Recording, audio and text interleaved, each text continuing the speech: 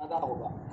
तो और मेरा अपना मानना है, मैं यहाँ पे मुख्य अतिथि की भूमिका में इसलिए नहीं हो सकता हूँ कि मेरे सामने मेरे बड़े भाई और मेरे मेंटर डॉक्टर मल्होत्रा बैठे, जिनके साथ मेरे जीवन का शुरुआत जब मैं एक अध्यापक था, बना विद्यार्थी से अध्यापक, उन्होंने सब मुझे नजदीक से देखा।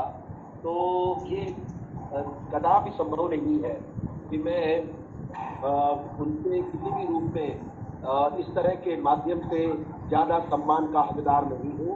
बस उनके आदेश था और मैं यहाँ पे उपस्थित हुआ, और मुझे लगता है ये भारतीय परंपरा का एक हिस्सा है कि जब आपसे बड़े और जिनको आप एक तरह से गुरुत्व मानते हो, उनके आदेश का पालन, ऐसा लगता है योग की पहली आवश्यकता है जो आज हमें सोचनी और समझनी चाहिए। अब ये कहीं बाजे बज रहे हैं, बंद कर दिया जाए तो ठीक रहेगा। अरे सबको म्यूट कीजिए, सुशील सबको म्यूट कीजिए। मैं यहाँ पे ये कहना चाहता हूँ, देखिए भारतीय परंपराओं का एक बहुत बड़ा उदाहरण है जो आज सारी दुनिया ने स्वीकार किया है, और ये तो धन्यवाद के पात्र ही प्रधानमंत्री मोदी और वो तमाम गुरुजन जिन्होंने दुनिया में इस योग को एक इस तरह से स्थापित कर दिया कि आज सारी दुनिया में अब ये कोई ज्यादा महत्व तो मेरी दृष्टि में नहीं रखता कि यूनाइटेड नेशन ने कह दिया तो हम तब स्वीकारेंगे। ये हमारी भ्रांतियां ठीक नहीं है कि अगर कोई एक बड़ा मंच जब किसी बात को स्वीकारे तो तभी कहीं जाकर हम समझते हैं। इस पर शायद हमें सोचना चाहिए, क्योंकि मुझे बड़ा अजीब सा लगता है कि कल फादर डे था। अब क्या कोई अंग्रेजी करण हमारा हो तभी हम अपने फादर डे और मदर डे मनाएंगे? अपने माँ पिता को तब याद करेंगे जब कोई फादर डे और मदर डे मनाया जाए? ये किस तरह के हम में जा चुके हैं।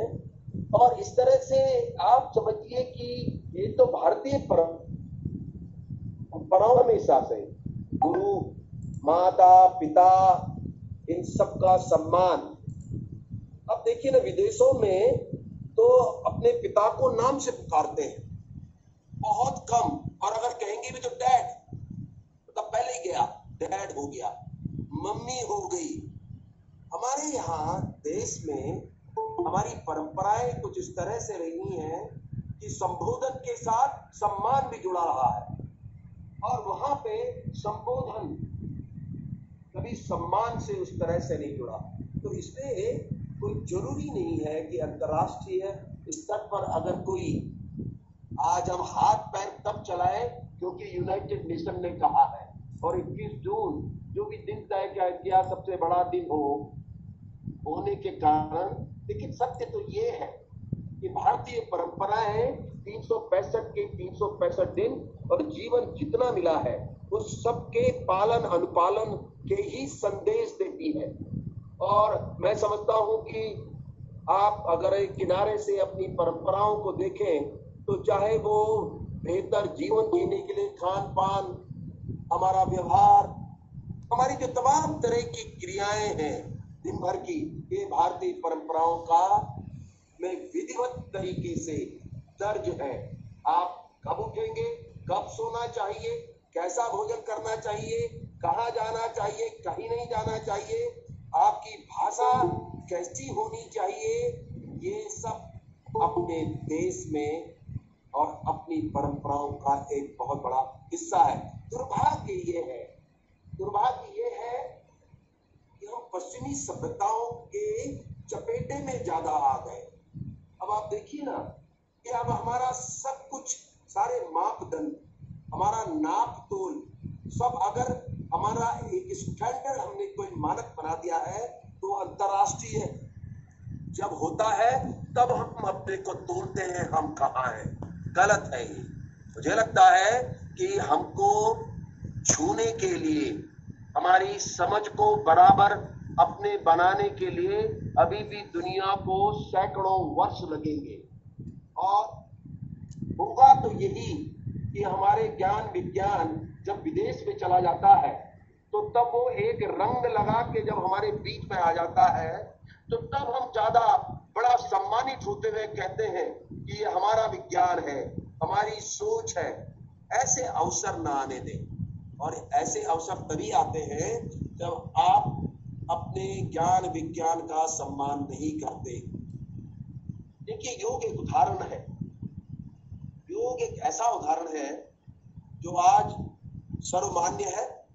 और यूनाइटेड नेशन तो मैं मानता हूं प्रधानमंत्री ने जो जोर लगाया और एक दिवस तय करके एक सम्मान दिलाया है, लेकिन सच तो यह है कि योग सदियों से साधु संतों के जीवन का हिस्सा था और वहीं से हमारी तमाम तरह की योग की प्रेरणाओं के स्रोत रहे थे। और आप ये देखिए कि आपने ये माना, और जब योग किया जाता है कम स्थान, कम ऊर्जा का उपयोग, और आप बैठे बैठे आप तमाम तरह की क्रियाओं पर पहुंच जाते हैं। आपका मस्तिष्क हो, आपका हृदय हो, आपकी मांसपेशियां हो, वो एक ही स्थान पर। और ये योगियों का, साधुओं का, ऋषि मुनियों का, अब ऋषि मुनि दौड़ तो लगाते नहीं, तो ऋषियों का ये क्या जहां भी है वहां पर आप अपने शरीर को चलित करते हैं। आपको मैं बता दूं, तो आपका शरीर दिन भर 8 बार खाते हैं आप, या तो ऑफिस में बैठेंगे या कंप्यूटर के आगे बैठेंगे और आप चलित हैं ही नहीं। आप कहां चलते हैं? आपका दिमाग, आपका हृदय जिस तरह से दिन भर में बटा हुआ, आप देखिए आपके शारीरिक श्रम क्या होता है। 8 बार खाते हैं आप। अन्य जीवों को देखिए, दुनिया में कोई भी भोजन उनका श्रमहीन नहीं है, वो श्रम करके भोजन खाते हैं। चिड़िया हो, अन्य वन्य जीव हो, या कोई भी आप दुनिया के अन्य जीव किसी को भी देख लीजिए, कोई भी अन्य जीव बिना श्रम के भोजन नहीं करता सिवाय मनुष्य के। 8 बार खाते हैं, और इतना खाते हैं, अनावश्यक खाते हैं। और अगर उसके बाद तब तमाम तरह की बीमारियों का जब जाल जंजाल आपके बीच में खड़ा हो जाता है, और ये कोलेस्ट्रॉल हो, शुगर हो, और तमाम तरह की आज नई नई तरह की बीमारियों के बीच में आप उस मूल कारण ये है कि हमने अपनी जीवन शैली को स्थिर किया है। और योग ही एक ऐसा रास्ता है कि आपको बैठे बैठे ही चलित कर देता है। आपकी तमाम तरह की क्रियाएं जाग जाती हैं। सुशील अभी कह रहे थे कि योग एक जागरण है। सत्य है कि योग मात्र आपके शरीर को ही चलित नहीं करता, आपके हृदय को, आपके दिमाग को, तमाम अन्य जो आपके सेंसेस हैं उनको चलित कर देता है। आपकी संवेदनशीलता की दिशा को बताता है। अति संवेदनशीलता, अति क्रूरता, ये दोनों ही व्यवहार का हिस्सा नहीं होते हैं, लेकिन जब सोच और समझ जो वो शायद सीमाएं का है इन दोनों की भी। तो पहले तो योग एक ऐसा व्यायाम नहीं जो 21 तारीख को हम नाटक बतौर सारी दुनिया में करते फिरते हैं। ये जीवन का हिस्सा होना चाहिए। इससे जीवन बेहतर जीने की समझ तो आती ही है, लेकिन आप निरोगी होते हैं और आप इसके माध्यम से अपनी स्वयं की सीमाएं खड़ी कर देते हैं। और मेरा मानना है कि आज की दुनिया जिस तरह से बिगड़ गई है, हमने आज जीवन की जो दिशा बदल दी है। हम विचलित समाज हैं। हम व्यवहार कुशल तो है ही नहीं, और इस विचलित समाज और विचलित मन हृदय से कभी जो हम बार बार दो अपेक्षाएं अपने लिए ढूंढते हैं, शांति चाहिए, ब्रदरहुड चाहिए, हमें बेहतर रहना है, तो ये सब अगर चाहिए तो शायद योग तो माध्यम है, लेकिन ध्यान रखिए योग के उत्पाद कोई शरीर की जटिलता कठिनता को कम करने के लिए नहीं, बल्कि जीवन की कठिनता और जटिलता को सरल करने का माध्यम होता है योग। और मित्रों सच बात तो यह है, इसका वैज्ञानिक तमाम विश्लेषण हो चुका है और ये कहा जाता है पिट्यूटरी ग्लैंड है, एंडोर्फिन्स है, जो सकारात्मक आपको वो देते हैं, जो लोग अवसादों में घिरे हुए हैं, जो डिप्रेसिव हैं,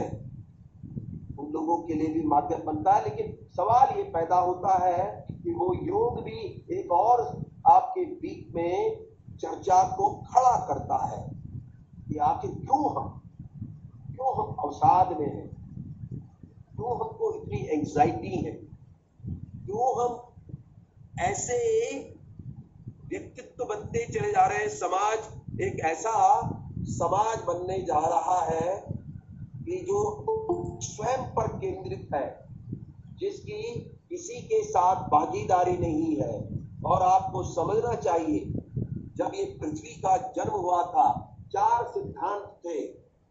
पहला सिद्धांत था जो पृथ्वी ने समझाया, जो योग का हिस्सा है, कि आपको पृथ्वी ने जब जन्म दिया तो आपसे कहा था कि आप अपने को स्वतंत्र न समझें, आप डिपेंडेंट हैं।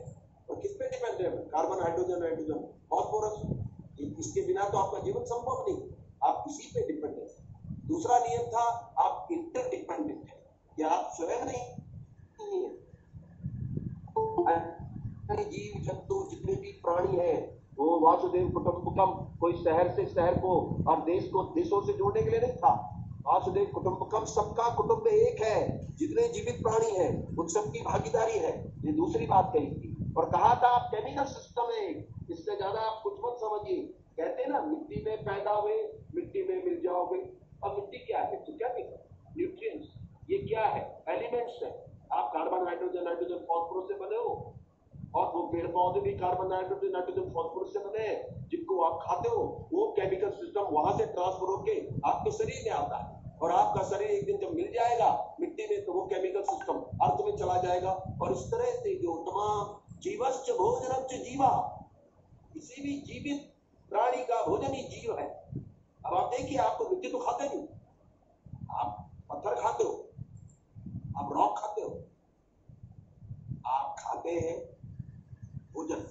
इसलिए आपका शरीर एक भोजन, एक जीवित व्यक्तित्व, जीवित प्राण से ही आता है, जो एक केमिकल ट्रांसफर सिस्टम है। और अर्थ का सिद्धांत था consumer must be A contributor. ये सिद्धांत था प्रकृति का कि जो कंज्यूम करे वो कंट्रीब्यूट करे। देखिए इस मनुष्य ने कितना कंट्रीब्यूट किया। जब से पृथ्वी बनी और चलते चलते जब मनुष्य का जन्म हुआ, तो जब से ये मनुष्य बुद्धिमान बने, बुद्धिजीवी हुए, इसने अपने लिए बटोरा। और वो तो श्लोक ही चला गया, वो तो कहीं दिखता ही नहीं। माता भूमि पुत्रों हम पृथ्व्या, लापता हो गया। ना माँ को, भूमि को माता माना जाता है, न ये माना जाता है पृथ्वी के पुत्र है। ये तो मनुष्य किस तरह से फंस गया कि आज उसका निकलना मुश्किल है। लेकिन नहीं, प्रकृति से पार नहीं पा पाएंगे आप,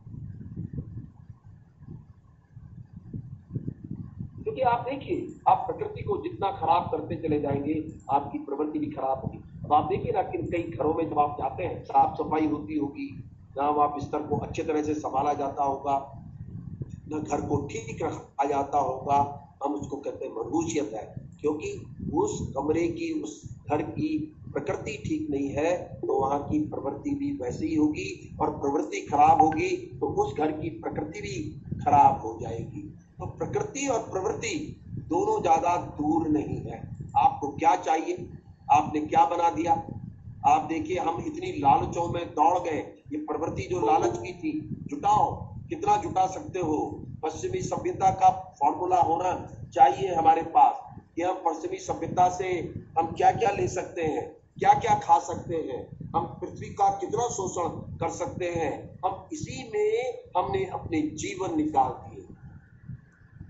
और ये कभी हिसाब किताब तो आपके पास होगा।